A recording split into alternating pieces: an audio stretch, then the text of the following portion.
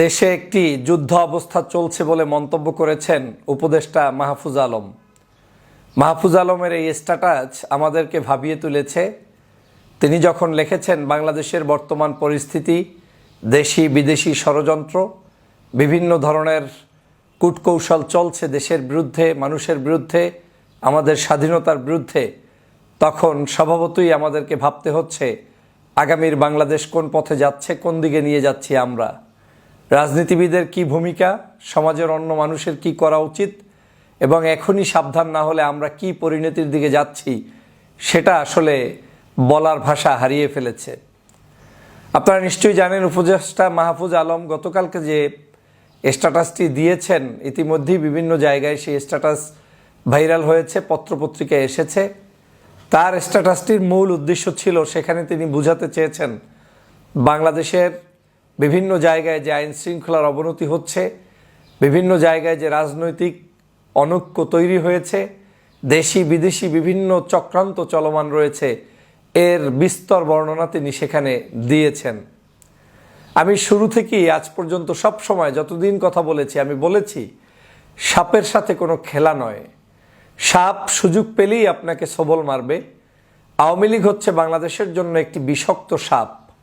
এই বিষাক্ত সাপকে আদর করে, ভালোবেসে, গণতন্ত্র শিখিয়ে, ভদ্রতা শিখিয়ে আপনি বাংলাদেশকে পরিচালনা করবেন, সেটা কোনোদিন সম্ভব নয়। আপনি যেমন নরম, আপনার উপরে তেমনটাই এই বাংলাদেশের জনগণ প্রয়োগ করবে। এটা হচ্ছে এদেশি মানুষের নেচার, এদেশি মানুষের সিস্টেমটাই এরকম। আপনি কঠোর, আপনার সাথে সে ভদ্র। আপনি নরম, আপনার সাথে সে গরম। এই পরিস্থিতি তো আজকের আমার ধারণা আপনি সরকারে যারা আছেন আপনাদের বহুত আগেই উপলব্ধি করা উচিত ছিল। এই বাংলাদেশকে আপনি একদিনের মধ্যে আমেরিকা, কানাডা, অস্ট্রেলিয়া, সিঙ্গাপুরের মতো আইন শৃঙ্খলা বানিয়ে নিতে পারবেন না যে বলে বলে করাবেন, ভালোবেসে বেসে তারপরে নিয়ে যাবেন, সুন্দর করে আপনি তাদেরকে আদর যত্ন করে একটা শৃঙ্খলার মধ্যে নিয়ে আসবেন। সেই দেশ এটা না। এদেশে সন্ত্রাস, চাঁদাবাজ, দুর্নীতিবাজ, দুষ্টচক্রের মানুষদেরকে যে ভাষায়, যে শক্তিতে দমন করতে হয়, সেই শক্তিই আপনাদের প্রয়োগ করা উচিত ছিল। ডেভিল হান্ট নামে আমরা যে নতুন একটি অপারেশন দেখেছিলাম, সে অপারেশনটা পর্যন্ত দুর্বল করেছে কারা? আমরা যখন শুরুর দিকে শুরু করেছিলাম মনে হয়েছিল যে ডেভিল হান্টে দেশ ঠান্ডা হয়ে যাবে। আপনারা একদিকে ডেভিল হান্ট করছেন, অন্যদিকে বলছেন যে কারো উপরে যাতে কোনোভাবে কিছু না হয়, খুব ঠান্ডা মাথায় গ্রেপ্তার করা কিংবা আইন শৃঙ্খলা দেখা। এই ঠান্ডা মাথা যখন একজন সাধারণ অপরাধী জানতে পারে, তখন সে তার অপরাধ আরও দ্বিগুণ বাড়িয়ে দেয়। তিনি নিশ্চিত হয়ে যান যে আমার তো কোনো ক্রসফায়ার নাই, আমার তো কেউ মৃত্যু করবে না, আমাকে তো কেউ গুম করবে না, আমাকে কেউ তো আটকিয়ে ফেলবে না। এই যে তার ভিতরে একটা শক্তি চলে আসে, আর এই শক্তির কারণেই অপরাধীরা দ্বিগুণ চারগুণ শক্তি নিয়ে মাঠে নেমে পড়ে। আমাদের এই বাংলাদেশকে নিয়ন্ত্রণ করতে হলে সেই 5 তারিখের পরে যেই রকম একটি শক্ত অবস্থান গ্রহণ করা উচিত ছিল, সেই শক্ত অবস্থানটা 5ই আগস্টের পরে বাংলাদেশের সরকার এবং আমরা কেউই নিতে পারিনি, গ্রহণ করতে পারিনি। আমরা কয়েকদিনের মধ্যে ভুলে গিয়েছি রক্তের সেই দাগের কথা। আমরা কয়েকদিনের মধ্যে ভুলে গিয়েছি 2000 মানুষের সেই জীবনের কথা। আমরা কয়েকদিনের মধ্যে ভুলে গিয়েছি আমার প্রায় হাজার হাজার, 50,000-এর কাছাকাছি মানুষের হাত, পা, চক্ষু না থাকার সেই সকল কথা ভুলে গিয়েছি। আমরা একে অপরে ব্যস্ত হয়ে পড়েছি তর্কে বিতর্কে। আমরা আওয়ামী লীগের দুর্নীতি, আওয়ামী লীগের অসঙ্গতি, আওয়ামী লীগের সকল প্রকার অন্যায় অত্যাচারের কথা আমরা ভুলে গিয়েছি। জাতিকে জানাতে আমরা ভুলে গিয়েছি। আমরা জাতিকে জানাচ্ছি বিএনপির কি দোষ, জামাত শিবিরের কি দোষ, অন্য দলের কি দোষ।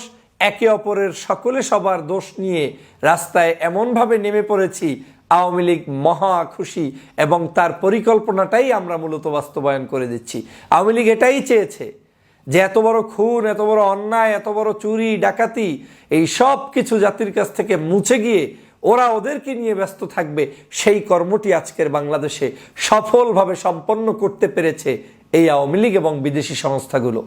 কিন্তু আমাদের হুঁশ ফেরেনি। এখন উপদেষ্টা বলছেন বাংলাদেশ এখন একটি যুদ্ধ অবস্থায় চলছে।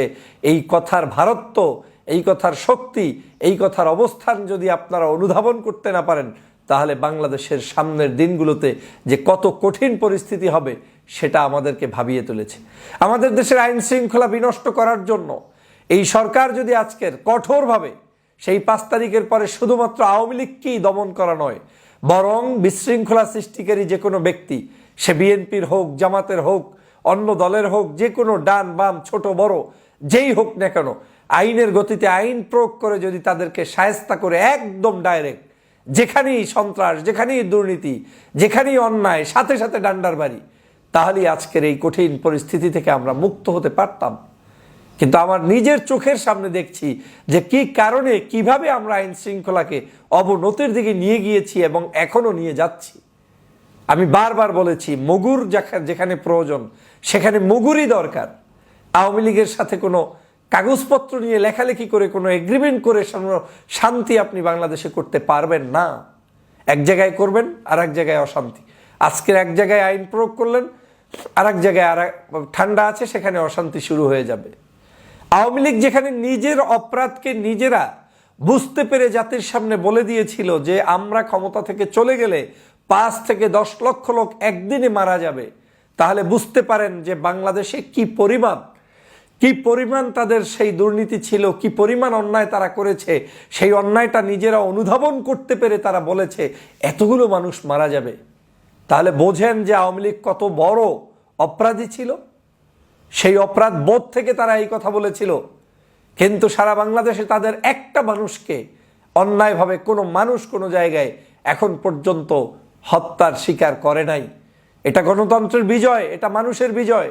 কিন্তু আইন শৃঙ্খলা বাহিনীকে ওই শব্দচয়ন থেকে শেখা উচিত যে আওয়ামী লীগ কি বলেছে। আমি বারবার বলেছিলাম যে সরকারের উচিত এমার্জেন্সি, রাষ্ট্রের টাকা আমার সবার আগে নিরাপত্তার জন্য ব্যবহার করব। কোনো উন্নয়নের প্রয়োজন নাই।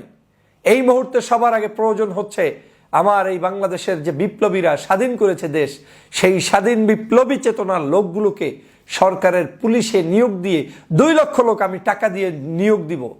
6 মাসের মধ্যে ট্রেনিং করিয়ে শর্ট কোর্স দিয়ে তাদেরকে ঢুকাবো। সারা দেশ আপনার নিয়ন্ত্রণে চলে আসতো। এখন আপনি পথে ঘাটে সব জায়গায় আপনি চিন্তিত হয়ে যাচ্ছেন কেন? কারণ আপনার লোকগুলোর সংখ্যা নেই। আজ সেই কঠিন পরিস্থিতি থেকে চতুর্দিকে শত্রু, রাজনীতিবিদের মধ্যে অনৈক্য, দেশের মধ্যে বিশৃঙ্খলা, বিদেশি ষড়যন্ত্র, শেখ হাসিনার ষড়যন্ত্র, পার্শ্ববর্তী দেশের ষড়যন্ত্র, এই সব কিছু একত্রে সামাল দেওয়ার পরিস্থিতি তো নেই। সে কারণেই উপদেষ্টা আজকে তিনি এই কথা বলেছেন। এই কথাগুলো তার বক্তব্য থেকে নয়, গত প্রায় 10-15 দিনের প্রত্যেকের বক্তব্য থেকেই অনিমীয় যে দেশের পরিস্থিতি কিন্তু ভিন্ন দিকে যাচ্ছে। সেনাপ্রধান কিন্তু সেদিন রাগ করে কঠোরভাবে বলেছিলেন এখানেই আমাদেরকে থামতে হবে, অনেক হয়েছে, অনেক দেখেছি। তারপরে ডক্টর মোহাম্মদ ইউনূস সাহেবের বক্তব্য শুনেছেন, তার বক্তব্য বিবিসির সাথে সাক্ষাৎকারেও কঠোরভাবে ছিল। তারপরে এখন উপদেষ্টা মাহফুজ আলমের স্ট্যাটাস দেখলেন, তার মধ্য দিয়ে প্রমাণ হচ্ছে যে আমাদের দেশের শান্তি শৃঙ্খলা এখন ভালো নেই, এটাকে ফিরিয়ে আনতে হবে। আমি আবারও আজকের সরকারকে কঠোরভাবে উদাত্ত আহ্বান জানাই। এই ভিডিও আপনাদের কর্ণশিখরে যাবে কিনা আমি জানি না, কিন্তু আপনাদের কাছে স্পষ্ট বার্তা দিতে চাই, আপনাদেরকে কঠোর হতে হবে। যার সাথে যেমন সেই রকম আচরণ করতে হবে। প্রয়োজনে আপনাদেরকে এমার্জেন্সি তাঁবুটা নিয়ে গ্রেপ্তার করে মানুষদেরকে রাখার জন্য আলাদা আপনাদের জেলখানা নির্মাণ করতে হবে। প্রয়োজনে কোনো জায়গার বড় বড় বিল্ডিংগুলোকে আপনার রিকুইজিশন নিয়ে তারপরে সেখানে আপনার এই সকল অপরাধীদেরকে ঢুকাতে হবে। কোনো ছাড় নাই, তাদেরকে ডাইরেক্ট ঢুকাতে হবে। এবং ঢুকাতে হবে মানে কি, তাদের হৃদয়ে কম্পন সৃষ্টি করে দিতে হবে যে একবার ঢুকলে আর বের হওয়ার কোনো রাস্তা নাই। একবার চুরি করলে, একবার অসঙ্গতি করলে, মানুষ মারলে সেটার জন্য যে মৃত্যুদণ্ড অপেক্ষা করছে সেটা আপনাকে বুঝিয়ে দিতে হবে। এবং সেটা আপনি বুঝাতে পারলেই হয়তো কিছুটা উন্নতি হবে বলে মনে করি। তবে এই 8 মাসে ওরা অনেক আদর যত্ন পেয়ে গিয়েছে। ওরা এখন ভাবতে শিখেছে, ওরা এখন এস্টাবলিশড হওয়ার জন্য নতুন করে রাস্তায় নেমেছে। আমি তো দেখছি যে বাংলাদেশের বিএনপি জামাত যতটা না নিরাপদ, তার চেয়ে আওয়ামী লীগের লোকেরা এদেশে এখন নিরাপদ, ঘুরে বেড়াচ্ছে চোখের সামনে। আমি চিনি, আমি জানি কি করেছে তারা। সেই মানুষগুলো চোখের সামনে ঘুরে বেড়াচ্ছে, সালাম দিচ্ছে, মেশার চেষ্টা করছে। এটা অপরাধ নয়, যে কোনো অন্যায় করবে না সেই ব্যক্তিগুলোর তাকে কোনোভাবে আমরা শাস্তি দিতে চাই না। কিন্তু খুঁজে দেখেন গত 16 বছর এই দেশে থেকে কোনো মানুষ একটা ফেসবুক ব্যবহার করতে পারে নাই, ইউটিউব ফেসবুকে কোনো জায়গায় সঠিকভাবে বক্তব্য উপস্থাপন করতে পারে নাই বিএনপি জামাতের ছেলেমেয়েরা। আর তারা এখন প্রতিদিন কন্টেন্ট ক্রিয়েট করছে, পোস্ট করছে, সেখানে লেখালেখি করছে, আপনার যে কোনো সরকারের সিদ্ধান্তের বিরুদ্ধে গিয়ে পোস্ট করছে এই দেশে থেকে। আর আপনারা সেই মানুষগুলোকে স্বাধীনতার নামে মুক্ত করে দিয়ে আজকের এই আইন শৃঙ্খলার পরিস্থিতি যুদ্ধের অবস্থায় পৌঁছে দিয়েছেন। অতএব এখনো সময় আছে, সাবধান হতে হবে, এখনো সময় আছে, গর্জে উঠতে হবে, এখনো সময় আছে, আমাদেরকে ঐক্যবদ্ধভাবে এগিয়ে যেতে হবে। না হয় আগামীর বাংলাদেশ কঠিন থেকে কঠিনতর হবে, তখন হাহাকার করলে কোনো লাভ হবে না। এই ক্ষতির সম্মুখীন হলে বিএনপিকেও পড়তে হবে, জামাতকেও পড়তে হবে, ইসলামী আন্দোলন ডান বাম সবাইকে পড়তে হবে, কারো পিঠের চামড়া থাকবে না। অতএব ভাবুন এবং ভাবিয়ে কাজ করুন। এ বাংলাদেশকে এখন ঐক্যবদ্ধভাবে শেখ হাসিনা ফ্যাসিবাদের বিরুদ্ধে আপনাদের সবার আবারও ঐক্যবদ্ধ হওয়ার সময় এসেছে। দ্রুত এই কাজগুলো করুন, দ্রুত ঐক্যবদ্ধ হন, দ্রুত আইন শৃঙ্খলা পরিস্থিতি নিয়ন্ত্রণে আনুন এবং দ্রুত দেশবাসীকে নিয়ে আগামীর বাংলাদেশ বিনির্মাণের জন্য এগিয়ে আসুন। আপনারা ব্যস্ত, কে কার ক্ষতি করবেন, এই ক্ষতি করে কোনো লাভ নেই। এই সরকার আমাদের, এই সরকারকে টিকিয়ে রাখতে হবে আমাদের। এই সরকারকে আমরা প্রতিষ্ঠিত করেছি একটি বিপ্লবের মধ্য দিয়ে। অতএব এই সরকারের ভুল ত্রুটি যাই থাকবে, তারপরেও সরকার আমাদেরই সরকার।